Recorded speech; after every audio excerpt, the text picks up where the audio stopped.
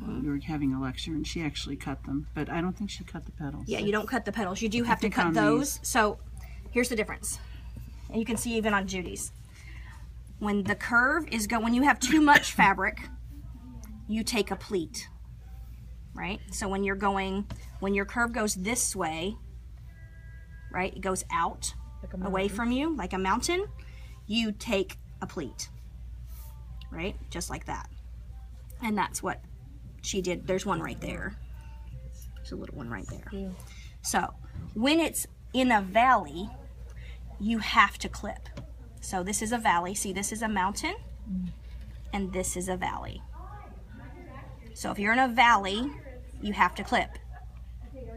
Now this one, and this is where you have to be careful. This is technically a valley. It looks like it's a mountain right now, but the piece actually goes this way because you're pulling towards so when you're pulling towards yourself and you're in a valley, you have to clip.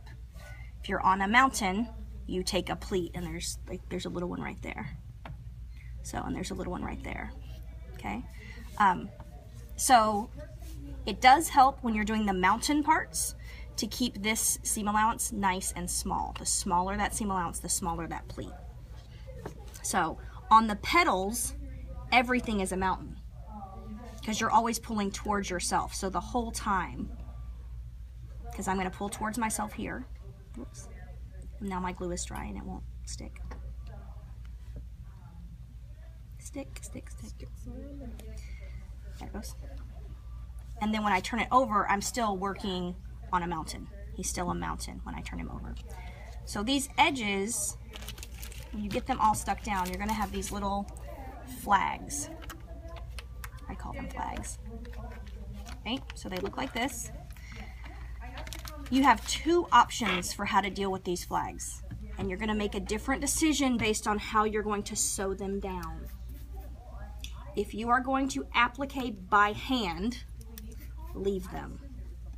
And you will fix them as you come up to applique them. As you travel up you'll put it on this way. As you travel up, when you get to it, you will use a toothpick. You'll actually trim it till it's about 1/8 of an inch, and you'll toothpick twist it in.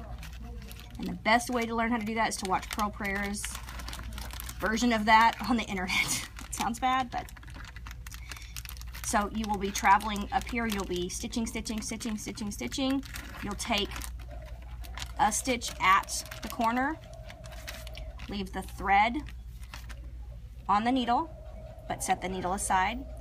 Put a toothpick in your mouth, get it wet, and then you do this and you twist it in with the toothpick, and it will bury it here. That's what you're doing if you're sewing it by hand and you're right there, because then you're going to pick up that needle and basically trap it in there and go past it. Okay? If you're preparing it for machine, then this little flag you have to get trimmed and back and out of your way before you actually start sewing. Right? He has to be gone. And there's a couple schools of thought on the best way to do that. So what I like to do is I've prepped it with the flag. I trim the flag to 1/8, and then I pull the flag back like that, so that from the top you cannot see anything.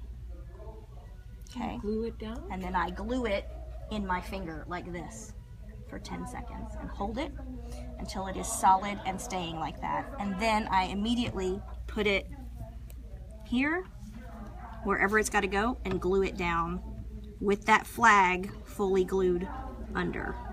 How do we know where they go? Is that just our... Yeah, there is a diagram. Okay. So you're going to make this piece, and then you're going to set the diagram down on top. It's like normal applique. Yes. Just like normal applique. So when you say you holding that on your finger, you putting the yoo-hoo behind it, and then you're... I put rock